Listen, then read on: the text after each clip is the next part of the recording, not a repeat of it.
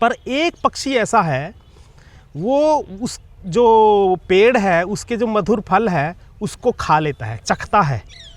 परंतु ये किससे जोड़ा उन्होंने? हाँ, अभी आगे आगे आएगा। अच्छा। और एक पक्षी ऐसा है जो केवल देखता है, दृष्टा है। अच्छा। तो जो द्वैत की कल्पना है डॉक्टर साहब, अच्छा अच्छा अच्छा। वो जो आत्मा है, जीव, वो सब कुछ भोगता है, सुख दुख, और अपने आशियाना जो उसका घोंसला है उसको आँच नहीं आने देता, उसके निर्माण में वो कटिबद्ध रहता है, उसको संवारता है, तो आगे अपने बाल बच्चे गृहस्थ वो अपनाता है सब।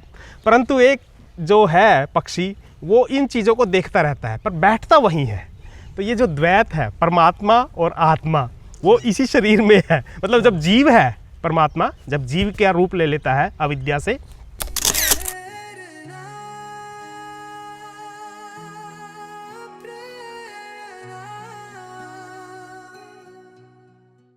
प्रशांत जी नमस्कार। हमारे दर्शकों को भी नमस्कार। आप भी करो, मैं भी करता हूँ। हाँ जी सभी को नमस्कार। नमस्कार। प्रशांत जी, पिछली बार आपने ओम का हाँ जी मुंडको कितना सुंदर वो वृतांत सुनाया। जी सचमुच जी। मैंने घर जाके सोचा ना, तो इतना मजा आया सोच के कि हे प्रभु हमें भी शक्ति दे, हम भी उसी लेवल पे कहीं तो थोड़ा बहुत पहुंच जाए। तो आज आप क्या सुनाओगे? मुंडको उपनिषद पे थर्ड चैप्टर आ गया। हाँ, थर्ड चैप्टर का जो प्रथम खंड है, और वो भी बहुत रुचिकर है।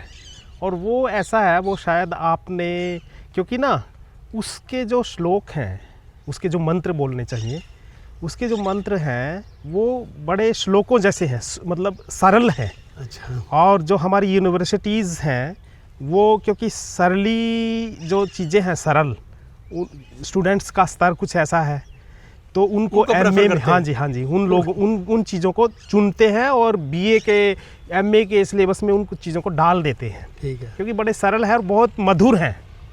द्वा सुपर्णा वो ऐसे करके एक मंत्र आता है कि एक पेड़ है, उसके ऊपर दो पक्षी ऐसे बैठे हैं जिन्होंने उस पेड़ के ऊपर एक घोंसला बनाया हुआ है। अच्छा। पर एक पक्षी ऐसा है, वो उस जो पेड़ है उसके जो मधुर फल है उसको खा लेता है, चखता है।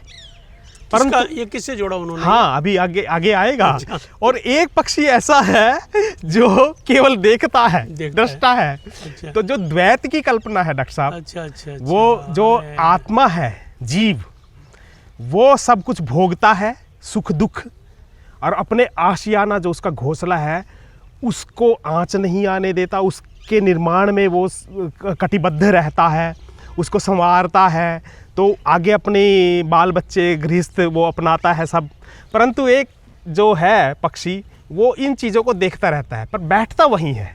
तो ये जो द्वैत है, परमात्मा और आत्मा, वो इसी शरीर में है। मतलब जब जीव है परमात्मा, जब जीव क्या रूप ले लेता है अविद्या से, तब वो पक्षी है जो फल खाता है और भोगता है ये सब। हाँ जी। और जो देखता है वो केवल दृष्टा है, प्रभु है।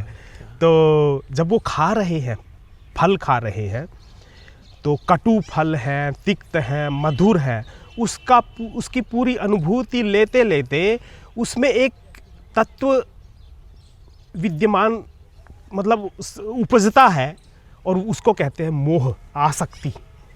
जो दृष्टा है उसको आसक्ति नहीं रहती, और यही आसक्ति वहाँ पे ले गया वो। आसक्ति पे उसको। हाँ जी। आनंद इतना आया। हाँ, आनंद में डूब गया, सुखा भोग कर गया।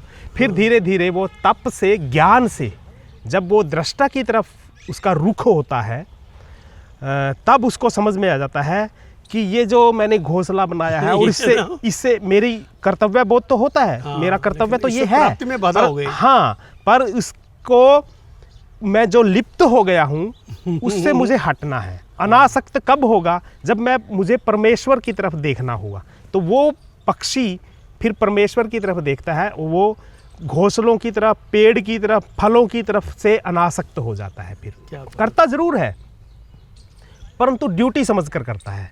जो गीता का जो तत्व ज्ञान है, ऐसा लगता है कि इस उपनिषद से और गीता का उपनिषद जो है, क्योंकि गीता भी अल्टीमेट उपनिषद तो है, दोनों में साम्यता है। और यहाँ धीरे धीरे द्वैत तत्व से अद्वैत तत्व की ओर कैसे बढ़ता है जीव, वो समझा दिया है ऋषि ने। बहुत सुंदर तरीके से बता दिया है। बिल्कुल अपने संसार की, जैसे लगता है ना हम और आप हैं, हाँ जी हाँ जी हाँ जी संसार की रचना की तरह। हाँ जी हाँ जी हाँ सोचो कुछ और था और दुनिया के आनंद में ऐसे खोए कि उसको तो भूल गया, आनंद आनंद आनंद में लगे जी जी जी उसके जी आनंद। जी तो प्राचार्य जी आपने सचमुच, आप ज्ञान की गंगा बहारे हो, सरस्वती कहे, सरस्वती पुत्र आपको कहें या क्या अरे, कहें, अरे, वरदान अरे, आपको ये मिला है। तो। और मजे की बात है कि हम सरस्वती के किनारे हाँ। आज इस कभी सरस्वती महान बिल्डिंग के साथ, भवन के साथ खड़े क्या हैं। ये पीछे ही सरस्वती बह रही हाँ, है। यही तो सरस्वती है। हो सकता है यहीं से वो एनर्जी हमें मिल रही हो, हाँ, हम सही बात। बातचीत के लिए प्रेरित हुए। सर आपका भी धन्यवाद, मेरे दर्शकों को भी थैंक यू।